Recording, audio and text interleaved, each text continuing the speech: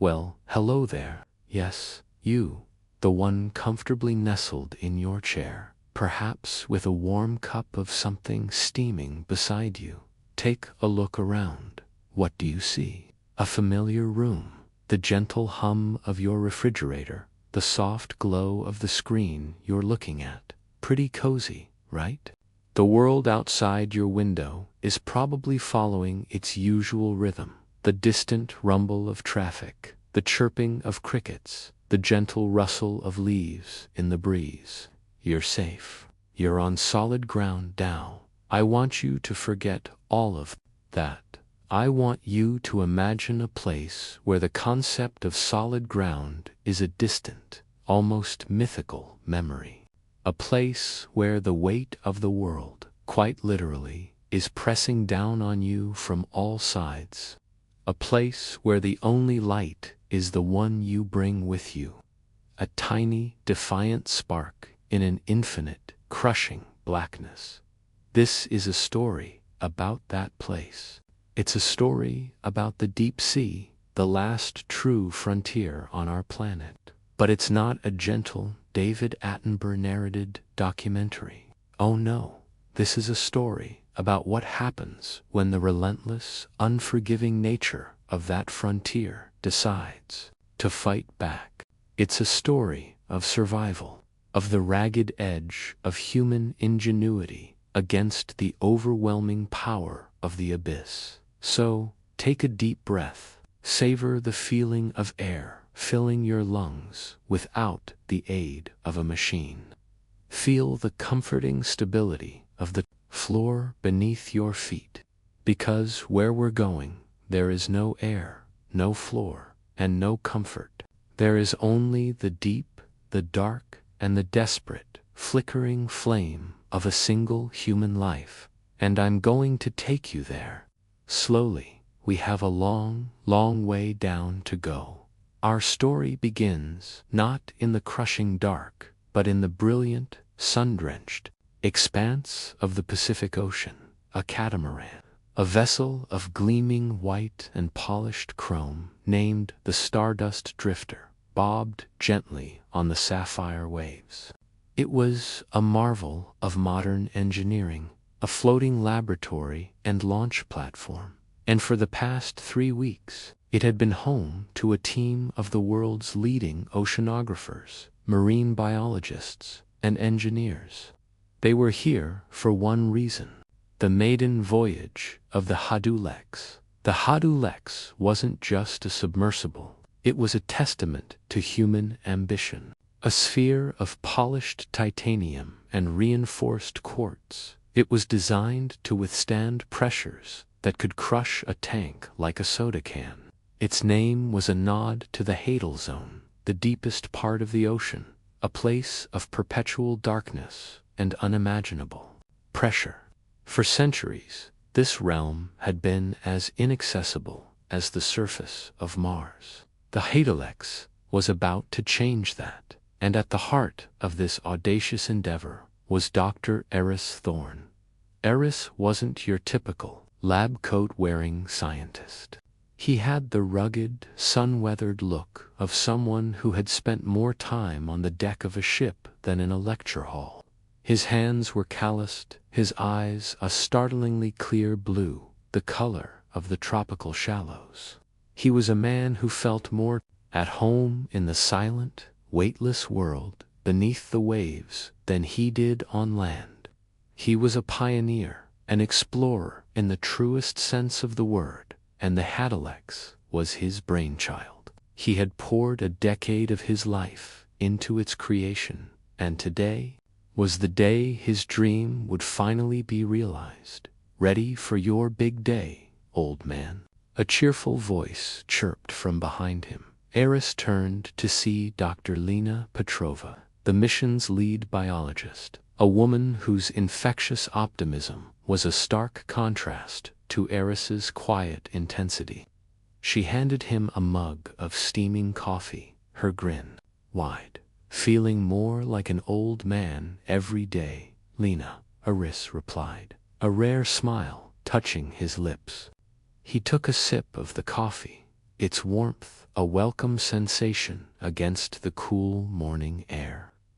But I think this old man has one more deep dive left in him. One more. Lena raised an eyebrow. You say that every time. I have a feeling you'll be doing this when you're 90, a grumpy old sea dog, still chasing after ghost sharks. Eris chuckled, a low, rumbling sound. There are worse ways to spend a life. Their light-hearted banter was a familiar ritual, a way of easing the tension that always hummed in the air before a deep sea dive. Everyone on the Stardust Drifter knew the risks. The deep sea was an environment more hostile to human life than outer space. One small flaw, one miscalculation, and the ocean would claim another victim. But the mood on the catamaran was one of excitement, not fear. The Hadalex had undergone years of rigorous testing. It was, in theory, the safest deep-sea submersible ever built. Its systems were redundant, its hull was nigh indestructible, and its life support could sustain a person for weeks. As the sun climbed higher in the sky, the final preparations began.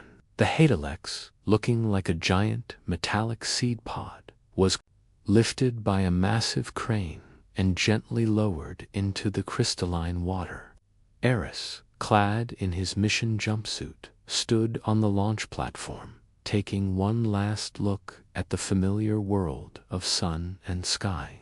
He exchanged a final nod with Lena, a silent promise to return, and then descended the ladder into the submersible's cramped interior. The cockpit of the Hadalex was a marvel of compact design. A single, padded chair faced a wraparound console of glowing touchscreens and holographic displays. The viewports, thick as dinner plates, offered a panoramic vista of the underwater world. Aris settled into the pilot's seat, his hands moving with practiced ease over the controls. He ran through the pre-dive checklist one last time, his voice calm and steady as he communicated with the surface team.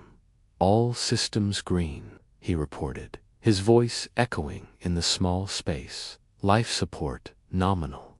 Hull integrity at 100%. Ready to begin descent. Copy that, Hadalex, came the voice of the mission commander from the Stardust Drifter.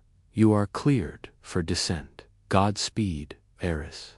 With a gentle hiss of compressed air, the ballast tanks began to flood, and the Hadalex started its slow, graceful journey into the blue. The world of sunlight and warmth began to fade above him, replaced by the ever-deepening shades of the ocean. The first few hundred meters were a familiar paradise. Sunlight, though fading, still penetrated the water, illuminating a vibrant world of coral reefs and teeming fish. Eris felt the familiar sense of peace and wonder that always accompanied the start of a dive. This was his sanctuary, his cathedral. As he descended further, the light grew dimmer, the colors muted. The vibrant blues and greens of the upper ocean gave way to a perpetual twilight. The fish became stranger, more alien-looking. Bioluminescent creatures began to appear, their ghostly lights flickering in the darkness like stars in a forgotten galaxy. The Hadalex performed flawlessly. The pressure gauge, a constant reminder of the immense weight of the water above, ticked steadily upwards, but the submersible remained a haven of warmth and safety. Eris hummed a tuneless melody to himself, a sense of quiet satisfaction washing over him. This was it. This was what he had worked for. At 1,000 meters, he passed through the mesopelagic zone, the twilight zone of the ocean.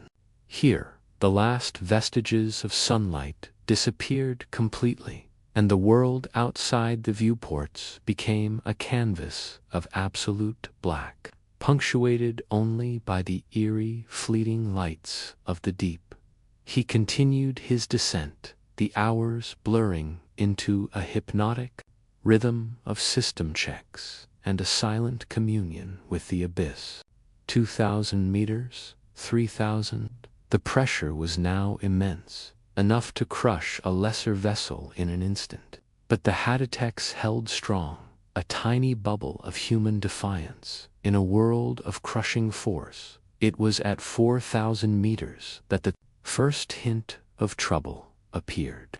A tiny, almost imperceptible flicker on one of the secondary power displays.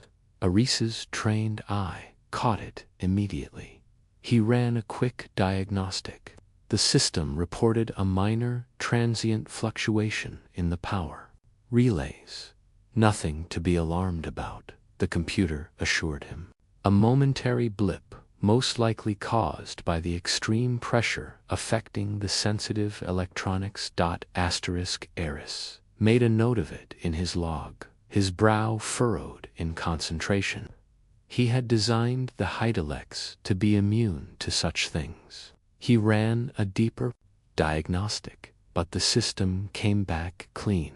He shrugged it off, attributing it to the unpredictable nature of the deep. But a small, nagging seed of unease had been planted in the back of his mind. He continued his descent, his senses now on high alert. 5,000 meters. The pressure was now over 500 times that of the surface. The silence in the cockpit was absolute, broken only by the gentle hum of the life support and the soft clicks of the control panel. Then it happened again. Another flicker on the power display, this time more pronounced.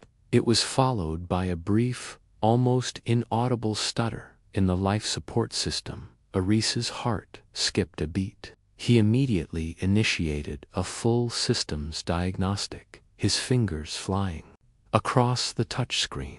This time, the results were more alarming. The diagnostic revealed a cascading series of minor malfunctions in the primary power conduit. The system was still operational, but it was under strain. He tried to reroute power through the secondary conduits, but the system was unresponsive. Asterisk.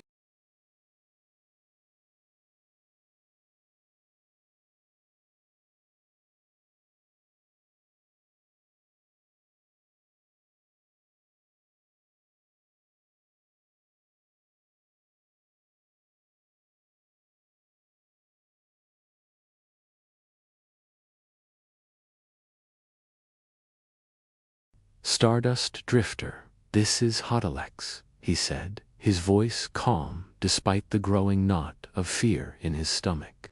I'm showing some anomalies in the power systems. I'm going to halt my descent and run a full diagnostic. There was no reply, only the soft hiss of static. Stardust Drifter, do you copy? He repeated, his voice a little louder this time. Still nothing. A cold dread began to seep into Arise's veins. He checked the communications array. The screen was blank. The long-range comms were down. He was alone, and then the submersible gave a sudden, violent lurch. The lights flickered and died, plunging the cockpit into absolute darkness. The comforting hum of the life support system sputtered and fell silent. Aris was thrown against his restraints, his heart hammering against his ribs. For a terrifying moment, there was only the crushing silence and the impenetrable blackness. Then, with a groaning shudder, the emergency power kicked in. A dim red light filled the cockpit, casting long, dancing shadows. The life support system coughed back to life, its familiar hum now a strained, wheezing sound. Arise's breath came in ragged gasps. He stared at the main console, his mind racing. The primary power was completely gone. He was running on a limited emergency battery, a battery that was designed to last for a few hours, not the days it would take to ascend to the surface. And then he saw it. The number on the depth gauge. It was no longer holding steady. It was increasing, slowly but inexorably. The Hadalex was falling. He was no longer descending. He was sinking. A wave of pure primal fear washed over him, so intense it was almost paralyzing. He was trapped in a metal sphere more than 3 miles beneath the surface of the ocean, with no power, no communications, and a rapidly dwindling supply of breathable air. The abyss, the very place he had dedicated his life to exploring, was now his prison, and it was pulling him down, down into the crushing, eternal darkness of the Hadal zone. The red emergency lights cast a hellish glow on Aris's face, his features etched with a mixture of disbelief and dawning horror. The silence in the cockpit was no longer peaceful. It was a suffocating, malevolent presence. The only sound was the frantic thumping of his own heart and the strained, rhythmic wheeze of the emergency life support. He fought back the surge of panic, his years of training and experience kicking in. Panic was a luxury he couldn't afford. It was the enemy, as dangerous as the crushing pressure outside. He forced himself to take a slow, deep breath, the recycled air tasting stale and metallic. Think, Eris, think, he told himself, his voice a silent mantra in the screaming chaos of his mind. Analyze the situation, identify the problem, find a solution. He unstrapped himself from the pilot's chair, his movements slow and deliberate in the cramped space. The Hadalex, once a symbol of his greatest achievement, now felt like a coffin. He moved to the engineering console, a panel of blinking red lights and error messages. The main power grid was completely dark. The primary and secondary conduits were dead. It was as if the heart of the submersible had simply stopped beating. He spent the next hour, an eternity, in the silent, red-lit world of the cockpit, trying to reboot the main power. He manually reset the breakers, rerouted the power through every conceivable bypass, even resorted to the decidedly low-tech solution of banging his fist against the console in sheer frustration. Nothing. The system was completely unresponsive. The depth gauge was a merciless, ticking clock. 5,500 meters. 6,000. The pressure was now a staggering 600 times that of the surface. He could feel it in his bones, a low, resonant vibration that seemed to hum through the very fabric of the titanium hull. He knew he had to stop the descent. The Hadalex was rated for a maximum depth of 11,000 meters, the very bottom of the Mariana Trench. But that was with all systems operational. With the main power gone, the structural integrity of the submersible was compromised. Every extra meter of depth was a gamble, a test of the hull's limits. His only hope was the ballast system. If he could jettison the weights, the Hadalex would become buoyant and begin to rise. But the ballast system, like everything else, was controlled by the main power grid. The manual release was a last resort, a mechanical lever located in a small, cramped access tunnel behind the main console. Eris squeezed his way into the narrow space, the red emergency light casting his shadow long and distorted on the curved walls. He found the lever, a heavy iron bar painted a bright, almost mocking yellow. He pulled on it with all his might. It didn't budge. He pulled again, his muscles straining. a guttural roar escaping his lips. The lever was frozen solid. The extreme pressure had warped the mechanism, sealing his fate. A wave of despair, cold and black, as the abyss outside threatened to overwhelm him. He was going to die here, in the deepest, darkest corner of the world. His body would be crushed into oblivion, his dream, his life's work, becoming his tomb.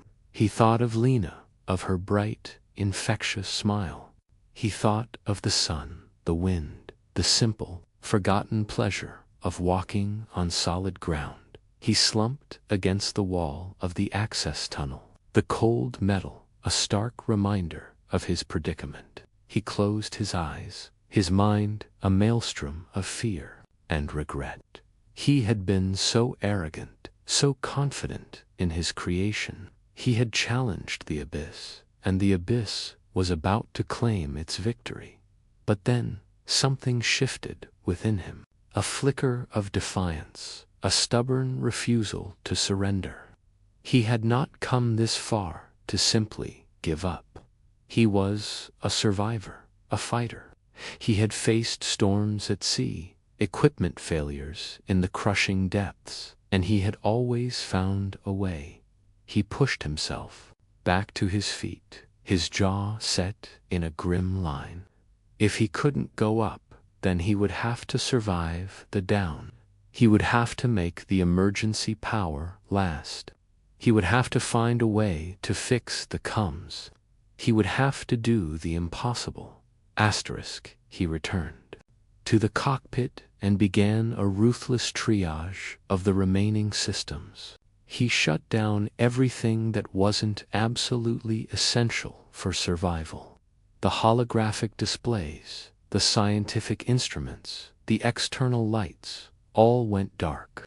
He was left with only the faint red glow of the emergency lights, the wheezing of the life support, and the cold, hard numbers of the depth gauge, 7,000 meters. The pressure was now a mind-boggling 700 atmospheres. The hull of the Hadalex began to groan, a chorus of creaks and groans that sounded like the death rattles of a dying beast. Eris listened to the sounds, his ear pressed against the cold titanium, trying to decipher the language of a vessel under extreme duress, and then he saw it, a thin, almost invisible trickle of water seeping from a seam near the main viewport. It was a tiny leak, a few drops a minute, but in the crushing pressure of the deep, a tiny leak could become a catastrophic hull breach in an instant. He scrambled for the emergency sealant kit, a tube of fast-acting epoxy. He applied the sealant to the leak, his hands shaking slightly. The water stopped. He let out a breath he didn't realize he had been holding, but he knew it was a temporary fix. The immense pressure was slowly, relentlessly trying to find a way in. The hours that followed were a blur of terror and adrenaline. He was in a constant battle against the encroaching abyss. Another leak appeared, then another. He sealed them one by one, his supply of epoxy dwindling at an alarming rate. The groaning of the hull grew louder, more insistent. The Hadalex was a wounded animal, and the predators of the deep were circling. He lost all track of time. The only calendar was the ever-increasing depth, 8,000 meters, 9,000. He was now in the Hadal Zone, a place where no human had ever been. In a compromised vessel, the world outside the viewports was a place of nightmares. Strange, monstrous creatures, things that defied biology and reason, drifted past. Their bioluminescent lures, a grotesque mockery of light. Giant, ghostly shapes moved in the periphery of his vision, their presence more felt than seen. He was no longer a scientist, an explorer. He was prey. The psychological toll was as immense as the physical pressure. The isolation was absolute, the darkness all-consuming. He started talking to himself, his voice a hoarse whisper in the silent cockpit. He told stories, recited poems, sang off-key songs, anything to keep the encroaching madness at bay. He thought he was hallucinating when he first saw it. A faint, rhythmic pulse of light in the far distance. He blinked, a soft, blue-green glow, pulsing with a slow, steady beat. It was unlike any bioluminescence he had ever seen. It was organized. A wild, impossible hope surged through him. Could it be another vessel? A rescue team? He knew it was impossible.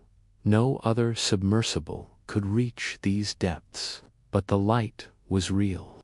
It was getting closer. He crawled to the viewport, his heart pounding a frantic rhythm against his ribs. The light grew brighter, resolving into a pattern of intricate, swirling lines. It was beautiful, mesmerizing. It was also utterly alien. And then he saw the source of the light. It was a creature, but a creature of such size and strangeness that his mind struggled to comprehend it. It was a vast, gelatinous being, a living galaxy of light and color.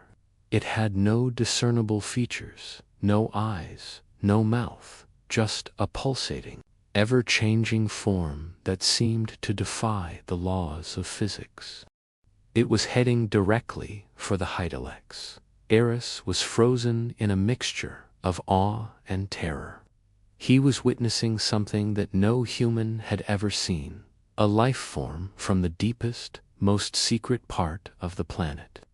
But he was also in a crippled submersible, a tiny, insignificant speck in the path of this Leviathan. The creature reached the Heidelix and enveloped it in its luminous, gelatinous body. The cockpit was bathed in an ethereal, blue-green light. Eris could see the intricate patterns of the creature's bioluminescence swirling around him, a silent, mesmerizing dance. He expected to be crushed, to be consumed, but instead he felt a strange sense of calm. The groaning of the hull stopped. The creaking of the seams ceased.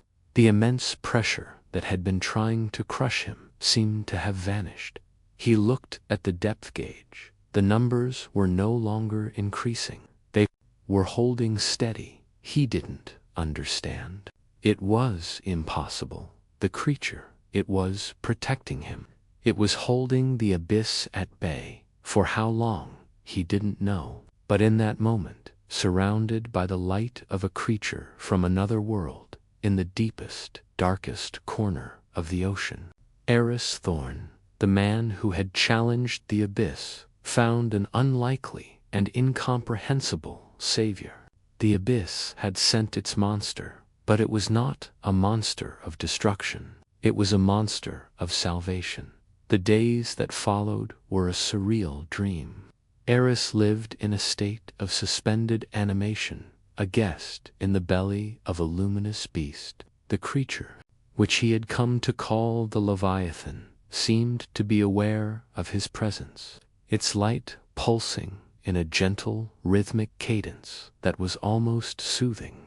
The constant, crushing pressure was gone, replaced by a strange, buoyant sensation, as if the Heidelix were floating in a sea of liquid light. He was no longer sinking.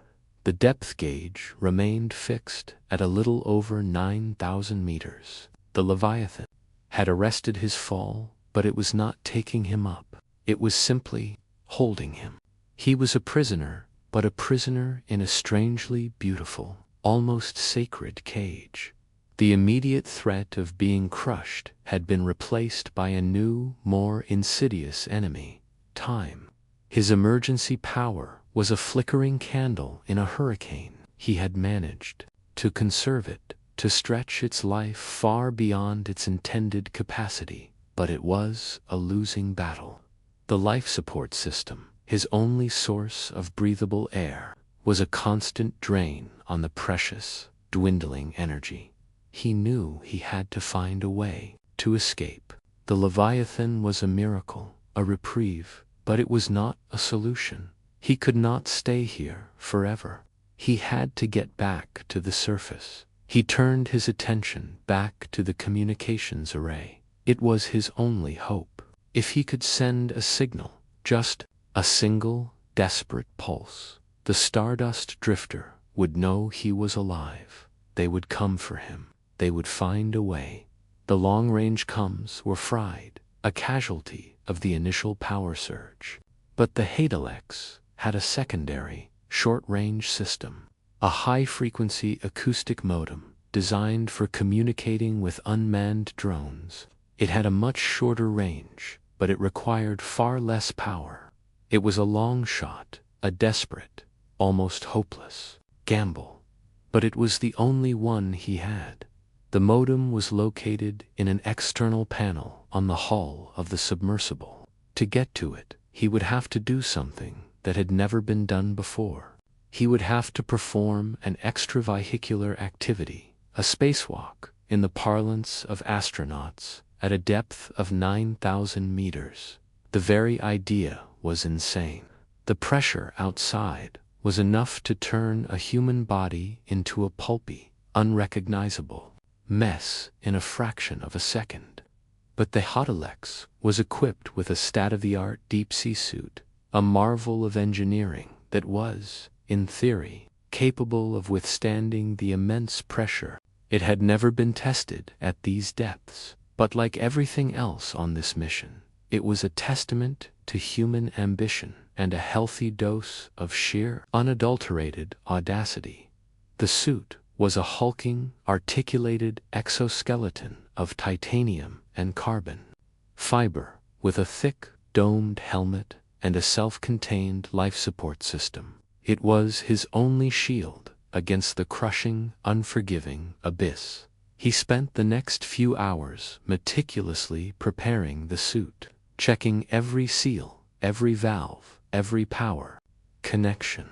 He knew that one small flaw, one tiny imperfection, would mean instant, gruesome death.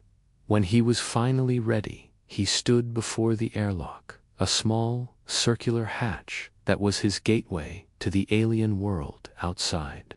He took a deep, shaky breath, the air in his lungs feeling thin and precious. He looked out the viewport at the swirling, luminous patterns of the Leviathan. He was about to step into the belly of the beast, both literally and figuratively. "Here goes nothing," he whispered, his voice sounding small and distant in the confines of the helmet. He initiated the depressurization sequence. The airlock was slowly, painstakingly vented into the submersible, the pressure equalizing with the crushing force of the deep. The process was agonizingly slow, the sound of hissing air a countdown to the moment of truth. When the pressure was equalized, he unsealed the outer hatch. It swung open to reveal not the crushing blackness of the abyss, but the soft, ethereal glow of the Leviathan. He was inside the creature, a tiny, insignificant speck in a living, breathing cathedral of light. He pulled himself out of the airlock, his movements slow and clumsy in the bulky suit. He was weightless, floating in the gelatinous body of the Leviathan. It was a sensation unlike anything he had ever experienced. It was not like swimming. It was like being suspended in a dream. He made his way along the hull of the Hadalex, his magnetic boots clanking against the titanium. He found the panel for the acoustic modem. It was jammed, the latch warped by the pressure. He used a crowbar from his toolkit, his muscles straining against the resistance. With a final, desperate heave, the panel sprang open. He worked quickly, his fingers fumbling with the delicate wiring. He had to bypass the fried internal controls and hotwire the modem directly to a spare battery pack from his suit. It was a delicate, intricate operation, made all the more difficult by the bulky gloves of the suit and the surreal, disorienting environment. And then he heard it, a faint, almost inaudible click, followed by a soft, high-pitched hum. The modem was active. He had power.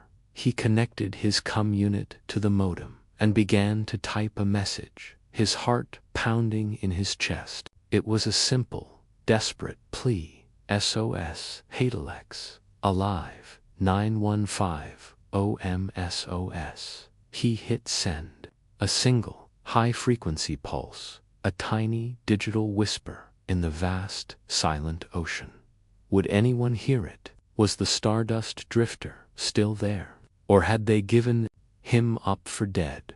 A ghost in the machine, a lost soul in the abyss. He had no way of knowing. He could only hope. He sent the message again and again and again. A desperate, rhythmic plea, a beacon of hope in the crushing darkness. His work done, he made his way back to the airlock, his body weary, his mind a whirlwind of hope and fear. He sealed the outer hatch and began the long, slow process of repressurization as the air hissed back into the airlock. He looked out at the Leviathan, its light pulsing with a gentle, almost reassuring rhythm. He didn't know if he would be rescued. He didn't know if he would ever see the sun again, but he had fought back. He had faced the abyss and refused to surrender. And as he floated there, in the silent, luminous belly of the beast, he felt a strange sense of peace. He had come to the deepest, darkest corner of the world, and he had found not just monsters and death, but a strange, terrifying, and beautiful kind of life. He had survived, and for now, that was enough. The response, when it came, was not a voice, but a feeling, a subtle shift in the rhythm of the Leviathan's light, a change in the very texture of the gelatinous world that surrounded him. Eris, now back inside the relative, and I use that term very loosely, safety of the Hadalex's cockpit, felt it in his gut before he saw it on any of his functioning, albeit limited, displays. He'd been transmitting his SOS for what felt like an eternity. Days had bled into one another, marked only by the dimming of the emergency lights and the increasingly stale taste of the recycled air. Hope, once a roaring fire, had dwindled to a fragile, sputtering ember. He'd begun to accept the grim reality of his situation, a slow, quiet end in the belly of a cosmic jellyfish at the bottom of the world, and then the change. He scrambled to the viewport, his weary body protesting with every movement. The blue-green light of the Leviathan was agitated. The slow, hypnotic swirls had been replaced by rapid, almost frantic pulses. It was as if the creature was reacting to something from the world above. He checked the acoustic modem's receiver, a device he had almost given up on. A single green light was blinking. A single, beautiful, life-affirming green light. A signal.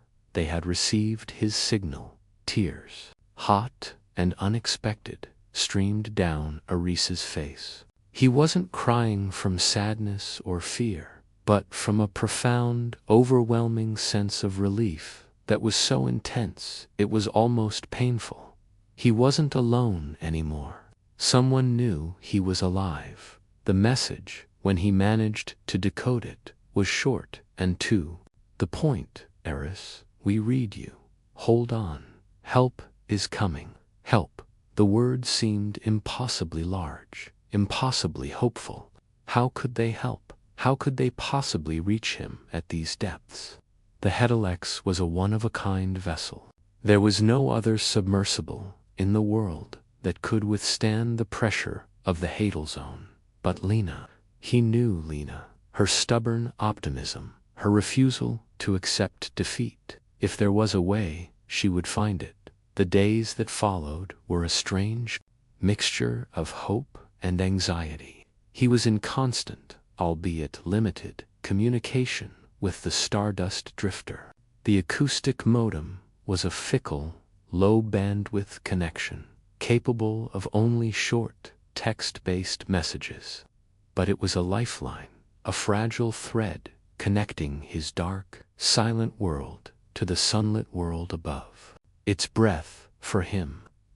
The loss of the Hedelex had become a global news story. He was the lost explorer, the man who had dared to go too deep. There were vigils, prayers, and a massive international effort to find him. Lena, true to form, was leading the charge. She had refused to abandon the search, even when all hope seemed lost. And when his faint, desperate signal had been detected, she had moved heaven and earth to mount a rescue mission. The plan they had devised was audacious, desperate, and, in Arisa's opinion, completely insane. They were going to use an unmanned, experimental deep-sea drone, the Orpheus, to attach a high-strength cable to the Hedelex and winch him to the surface. It was a plan fraught with peril.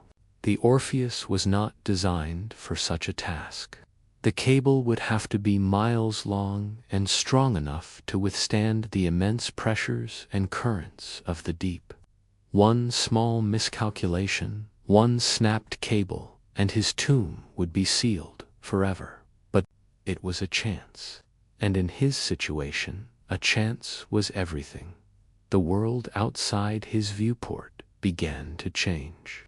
The Leviathan, his silent, luminous guardian, seemed to be growing restless. Its light pulsed with an increasing urgency, and Eris felt a subtle, almost imperceptible vibration through the hull of the submersible. The creature was moving.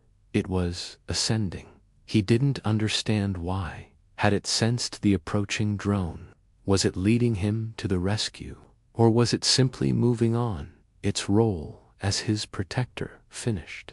He sent a message to the surface, his fingers trembling as he typed. Leviathan is moving, ascending. The reply came back almost instantly. We see IT on sonar, a massive, unidentified biological, it's huge, Eris. What is IT? How could he explain? How could he describe the creature that had saved him? A being that defied all known laws of biology. He simply typed back, a friend. The Leviathan rose through the water column with a slow, majestic grace. The pressure gauge, which had been his enemy for so long, now became a symbol of hope. 8,000 meters, 7,000, 6,000. With every 1,000 meters he ascended, he felt the crushing weight of the abyss begin to lift. At 5,000 meters, the Leviathan slowed, its light dimming. It had brought him to the edge of the Hadal Zone, to the twilight world where the rescue could begin. And then, as silently and mysteriously as it had appeared, it began to recede, its luminous form fading into the darkness below. Eris watched it go, a profound sense of gratitude and loss washing over him. He had been in the presence of something truly ancient, something beyond human comprehension. He had been a guest in its world, and it had shown him mercy. He was alone again, but this time he was not without hope. He was in range. He was reachable. The Orpheus arrived a few hours later, a small, remotely operated vehicle that looked like a mechanical insect against the vast, dark canvas of the deep. It was a surreal, almost comical sight after the majestic otherworldly presence of the Leviathan. The drone, controlled by a team of pilots on the Stardust Drifter, began the delicate, painstaking process of attaching the rescue cable to the Hadalex. Eris watched on a grainy, black-and-white video feed, his heart in his throat. The drone's robotic arms were clumsy, the cable unwieldy. The slightest mistake could send the Hadalex plummeting back into the abyss. The process took hours, an eternity of held breaths and silent prayers. And then, with a solid, reassuring clank, the magnetic clamps of the cable locked onto the hull of the submersible. A cheer erupted from the cums, a cacophony of joyful, relieved voices from the surface. The ascent began. It was slow, agonizingly slow. The winches on the Stardust Drifter strained under the immense weight of the Hadalex and the miles of cable. Eris could feel every shudder, every groan of the cable as it pulled him, meter by painful meter, towards the surface. He was a fish on a line, a helpless passenger on a journey back to the world he thought he had lost forever. The pressure decreased. The darkness began to recede. At 1,000 meters, he saw the first faint rays of sunlight penetrating the gloom. It was the most beautiful thing he had ever seen. The light grew brighter, the water turning from black to a deep royal blue, then to a brilliant, life-affirming turquoise. He saw fish, familiar, friendly shapes that he had not seen in what felt like a lifetime. And then, with a final, gentle surge, the Hadalex breached the surface. Sunlight, brilliant and blinding, flooded the cockpit. Eris shielded his eyes, a sob of pure, unadulterated joy escaping his lips. He was alive. He was home. The hatch was opened from the outside, and the first face he saw was Lena's. Her face was streaked with tears, her smile the brightest, most beautiful thing he had ever seen. He was pulled from the cockpit, his legs unsteady, his body weak. He collapsed onto the deck of the Stardust Drifter, the solid, unyielding surface, a comfort beyond words. He felt the sun on his skin, the wind in his hair, the gentle rocking of the boat. He was surrounded by the sounds of the living world, the cries of gulls, the chatter of his crew, the steady, reassuring thrum of the ship's engines. He had been to the bottom of the world, to a place of crushing darkness and unimaginable pressure. He had faced death in its most absolute, most terrifying form. He had encountered a creature from a world beyond his wildest dreams, and he had returned. He was a changed man. He had left a part of himself in the abyss, but he had also brought a part of the abyss back with him. He had looked into the void, and the void had looked back, and in that silent, terrifying, and beautiful exchange, he had found not the end of his journey, but a new and profound beginning. The deep had tried to claim him, but in the end it had given him a gift, the precious, fragile, and a boundless appreciation for the simple, profound beauty of being alive.